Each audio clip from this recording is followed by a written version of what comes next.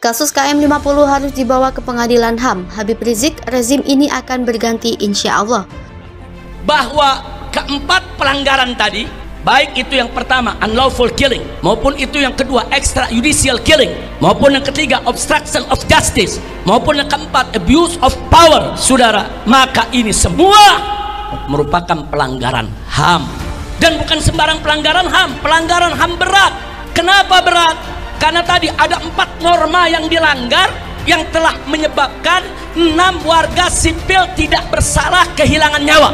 Jadi kilometer 50 itu udah jadi monumen. Setiap kali kita akan diingatkan bahwa ada memori di kilometer 50. Bagaimana mungkin kita mau hidupkan harapan kalau memori itu belum kita bongkar? Apa sebetulnya yang ada di situ?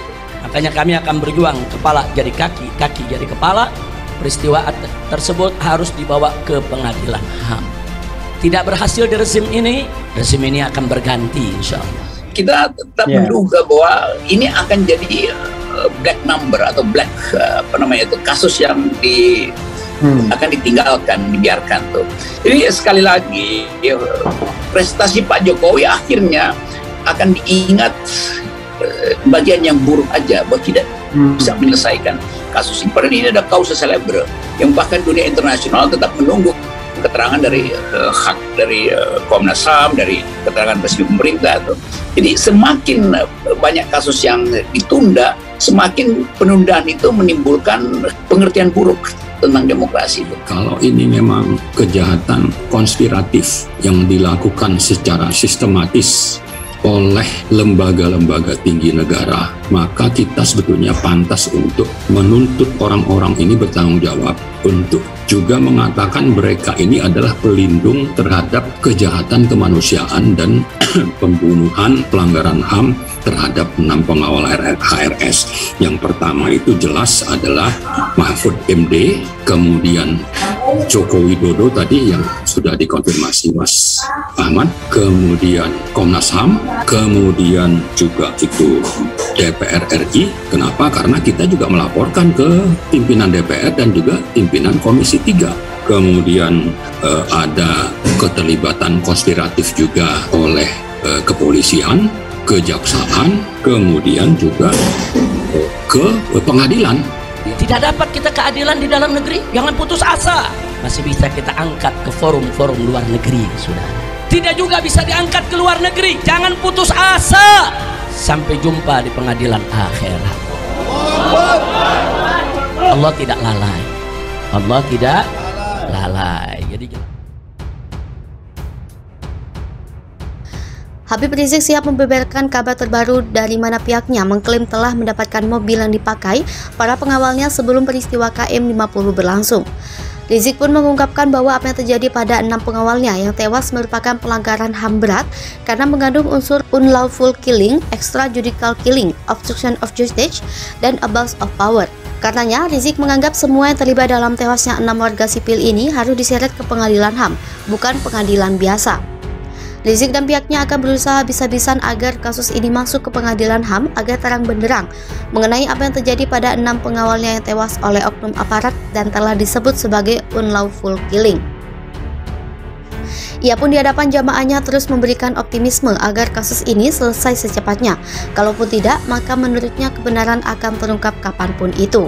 Rizik pun menyatakan akan menyimpan bukti mobil yang dipakai 6 pengawalnya yang tewas dalam peristiwa KM50. Kasus KM50 harus dibawa ke pengadilan HAM. Habib Rizik, rezim ini akan berganti insya Allah. Habib Rizik siap membeberkan kabar terbaru dari mana pihaknya mengklaim telah mendapatkan mobil yang dipakai para pengawalnya sebelum peristiwa KM50 berlangsung. Rizik pun mengungkapkan bahwa apa yang terjadi pada 6 pengawalnya yang tewas merupakan pelanggaran HAM berat karena mengandung unsur unlawful killing, extrajudicial killing, obstruction of justice, dan abuse of power. Karenanya, Rizik menganggap semua yang terlibat dalam tewasnya 6 warga sipil ini harus diseret ke pengadilan HAM, bukan pengadilan biasa. Rizik dan pihaknya akan berusaha habis-habisan agar kasus ini masuk ke pengadilan HAM agar terang benderang mengenai apa yang terjadi pada 6 pengawalnya yang tewas oleh oknum aparat dan telah disebut sebagai unlawful killing. Habib Rizik simpan bukti mobil peristiwa KM50, bukti kesadisan geng KM50 yang dipimpin seorang jenderal. Kasus penembakan Laskar Front Pembela Islam yang terjadi pada Senin 7 Desember 2020 dini hari hingga kini masih menjadi misteri. Persoalan tersebut bahkan masih membekas bagi Habib Rizik Syihab yang menjadi imam besar ormas tersebut sebelum akhirnya dibubarkan. Dalam peristiwa tersebut tercatat ada 6 pengawal Habib Rizik yang tewas. Sejumlah kejanggalan sebelum peristiwa yang kategori unlawful killing tersebut masih terus dipertanyakan lantaran beberapa aparat yang diduga melakukan penembakan divonis bebas. Terbaru, Habib Rizik membeberkan pihaknya telah mendapatkan mobil yang digunakan pengawalnya saat peristiwa tersebut. Ia mengemukakan saat ini mobil tersebut disimpan pihaknya sebagai bukti yang nantinya bisa digunakan untuk proses peradilan. Rizik kemudian menyinggung 2 pelaku unlawful killing yang divonis bebas. Ia menilai putusan tersebut tidak adil. Kekinian, pihaknya sedang mengusahakan untuk membawa bukti tersebut ke Pengadilan Hak Asasi Manusia.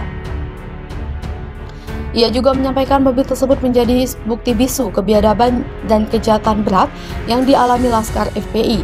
Bahkan ia menyatakan jika tewasnya 6 pengawal tersebut tak bisa dilepaskan dari andil seorang jenderal. Peristiwa KM50 di tol Jakarta Cikampek yang terjadi pada 7 Desember 2020 silam hingga kini dinilai masih penuh misteri. Dalam peristiwa tersebut 3 polisi yakni Ibda Elwira Priyadi Z, Bribtu Fikri Ramadan, dan Ibda Yasmin Ohorela melakukan penembakan hingga mengakibatkan 6 Laskar FPI meninggal. Namun Ibda Elwira Priyadi Z meninggal dunia sebelum disidangkan. Menurut surat dakwaan jaksa penuntut umum, Bribtu Fikri dan Ibda Yasmin menembak karena anggota Laskar FPI yang saat itu ditangkap melawan dan mengancam keselamatan mereka. Sebelum penembakan terjadi, mobil yang ditumpangi Laskar FPI dengan mobil yang ditumpangi polisi sempat terlibat pengejaran dan serempetan. Saat peristiwa itu, Ferdy Sambo masih menjabat sebagai Kadif Propam Polri untuk menyelidiki dan menginvestigasi kasus tersebut. Dibentuk tim khusus pencari fakta yang terdiri dari 30 personil untuk menyelidiki peristiwa itu. Saat itu Sambo menugaskan Hendra untuk memimpin tim sus pencari fakta di Propam Polri terkait peristiwa KM50. Tim sus itu diperintahkan melakukan penyelidikan prosedur operasi standar anggota Polri dan peristiwa penembakan. Berdasarkan hasil pemeriksaan, Bribtu Fikri Ramadan dan Ibda Yasmin Ohorela ditetapkan sebagai tersangka dan diajukan ke persidangan. Dari hasil putusan sidang, kedua polisi itu didakwa melakukan tindak pidana sebagaimana diatur dalam pasal 338 KUHP, Jo pasal 55 ayat 1 dan ke-1 KUHP, subsidiar pasal 351 ayat 3 KUHP, Jo pasal 55 ayat 1 ke-1 KUHP.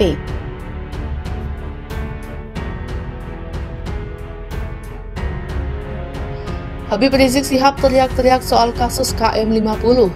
Mobil 6 syuhada ini menjadi bukti kebejatan seorang jenderal, bukti kejahatan geng.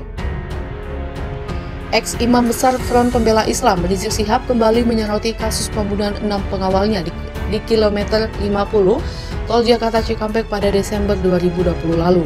Bagi Rizik Syihab, ke-6 anak buahnya itu belum mendapatkan keadilan sebab sejumlah anggota polisi yang diduga terlibat dalam kasus ini divonis bebas. Pemuka agama asal Petamburan, Tanah Abang itu mengaku kini pihaknya telah mendapatkan kembali sejumlah barang bukti dalam kasus itu. Salah satunya adalah mobil yang dipakai ke-6 korban ketika tewas dibedili polisi ketika itu. Rizik bilang kendaraan itu bakal disimpan sebagai bukti kebejatan oknum aparat yang dipimpin oleh seorang jenderal polisi. Dia tidak menyebut secara gamblang nama jenderal yang ia maksud. Rizik mengatakan barang bukti tersebut berhasil didapatkan oleh tim pengacara pihaknya. Kini barang bukti itu disimpan rapi di satu tempat yang dirahasiakan. Kata dia, pemilik mobil ini pun telah mengibahkan mobilnya untuk dijadikan sebagai alat bukti autentik.